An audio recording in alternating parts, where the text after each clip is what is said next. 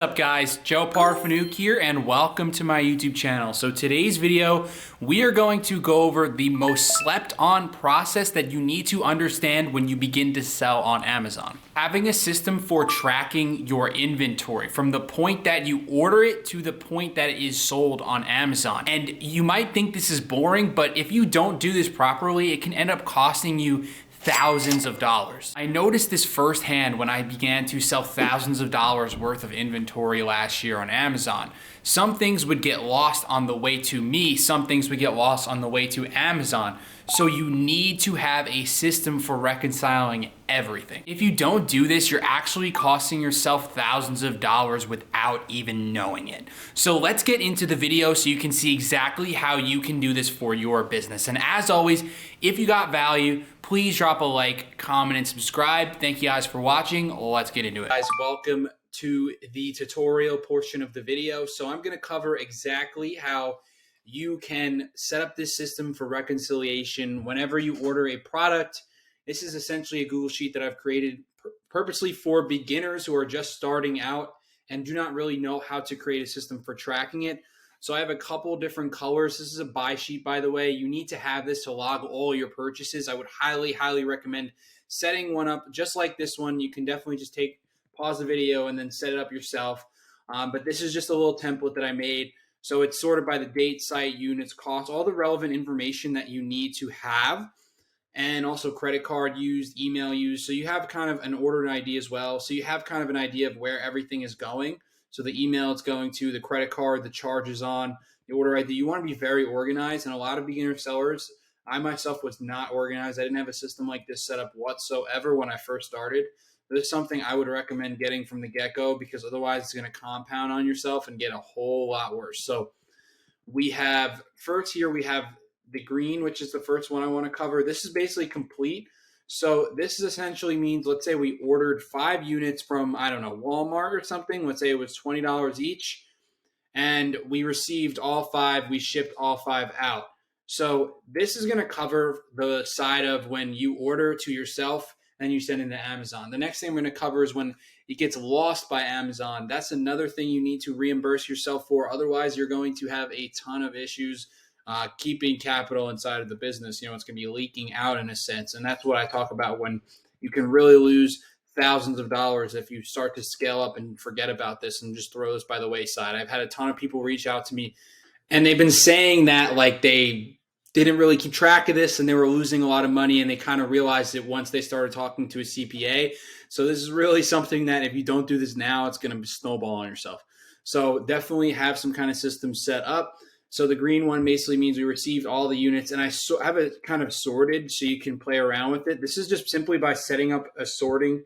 So you can like go to, you can add a filter here. That's all I really did was add a filter.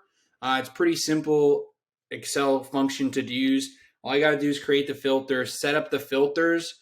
So you would sort it by canceled, refunded, canceled, waiting for refund, complete, non-complete. Those are the 4 ones that I have. And complete, like I said, it just means you received all the products. This one's checked off. We're good. Now we got to make sure Amazon fully receives it, but that's kind of the next setting thing here. So this is the yellow one. Is means like if you got shorted a unit, suppliers and retail websites will end up actually shorting you a unit from time to time, not on purpose. Sometimes they just can't do math in their head or something like that. I've been shorted 1 to 2, 3 units sometimes, and I need to go back to customer service, get that money back. Otherwise, it's going to be a loss. You know, you're in every right to get that money back. So you want to make sure you have a system for catching that. So this is a yellow, marked yellow, means we ordered 15, for example, and we only received 14 out of the 15. So we're shorted 1. Even the 1 unit, if it's 667, it's going to add up over time. You want to make sure you're trying to get every single dollar back. So this is not complete, marked yellow, and it goes into the status not complete in the filter.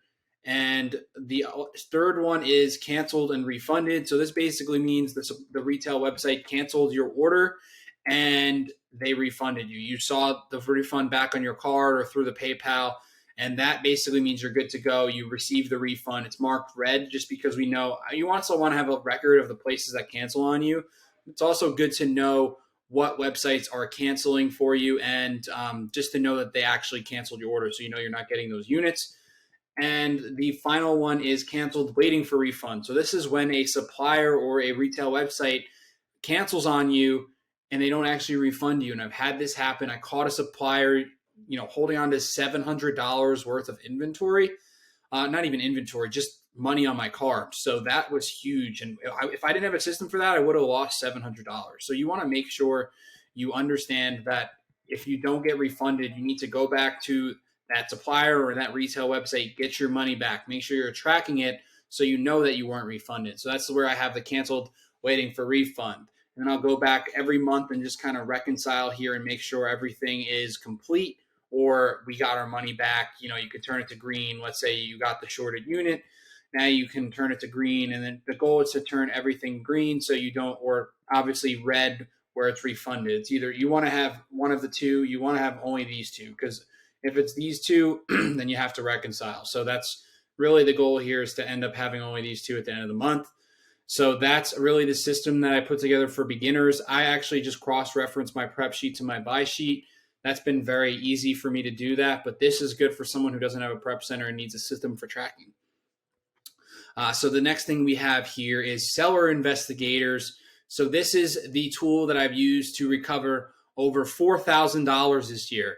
So that's really insane. Like, that's going to add up. So the 4,000 was between inbound and then lost. So lost basically means it was lost in the warehouse, and they're basically submitting a case on your behalf. So for those who don't know what seller investigators is, you're essentially giving them access to your account and they're handling cases for you. Obviously, you can have a VA do this. If you want to learn how they do it and then hire a VA to do it, you can. But honestly, I've found this just to be way easier to just be submitting it to one of their VAs and then they do it on your behalf, and they take a 25% cut. So obviously, or is a 20% cut, I believe. I think Getita is a 25% cut. That is another one. They take a 20 to 25% cut. I forgot what it was, but everything that they reimburse. So if you're reimbursed $100, they're taking $20 to $25 of that.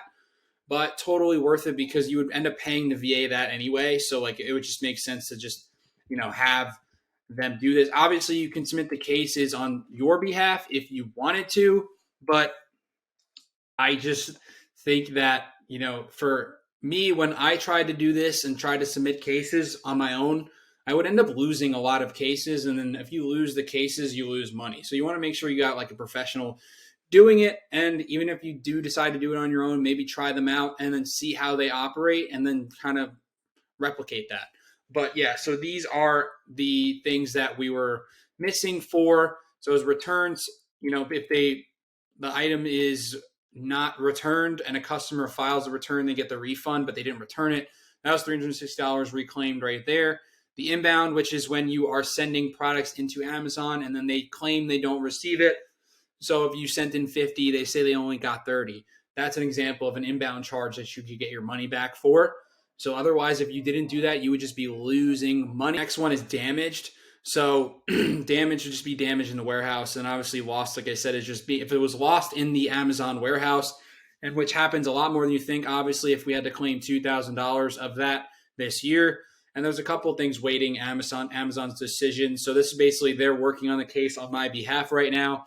I submitted a bunch of receipts recently, so I have $952 that need to be reclaimed. This can add up. Imagine if, $5,000 worth of stuff just fell out of your business and you didn't have any record for it. And that's really like how it can be at scale. Obviously, if you're doing 10K a month, it could be 500, but still, it's a lot of money to lose in a year for no reason when you don't have to. So having a system with seller investigators, and you can sign up for them, get a free audit on your account. The link is in the description down below. That is a really great tool that you can use to basically have an idea. And it's very streamlined. So to go to the documents, you just upload the receipts and the tracking information so they know that the product got delivered to you and before you sent it out. If you upload the receipt and the tracking information, then they upload it on your behalf, and then they work with the case manager on Amazon and then submit it for you for approval to get your money back. So yeah, having this system for tracking inventory that gets, sent to Amazon, not received, or lost at Amazon is important as well. And then obviously this one for tracking everything that goes from point A to point B, when it goes to retail websites to your house, is a very, very important to have a system. I regret not having this last year. I definitely lost a good chunk of change just not having a system for tracking this. And like I said, tons of sellers have been coming to my DMs saying that they didn't do this and they didn't really realize, because they're growing so fast, it just goes over their head. So if you have a plan to grow your Amazon business, to a full-time status, you have a system for this, because otherwise you're gonna have a little bit of a struggle going full-time with this. So definitely, even if you're not planning on going full-time, it's just good practice as well to just be, making sure you get every single dollar back into your business on it and not having it leak out. So yeah, I hope this helped, and I hope you guys implement some of the system into your business, and it will help you save thousands of dollars. I'm telling you, thousands of dollars. You don't even realize how bad it can be at scale. So yeah, I hope you guys enjoyed this video. Thank you guys for watching. And if you got value, please drop a like, comment, and subscribe. See you guys in the next one.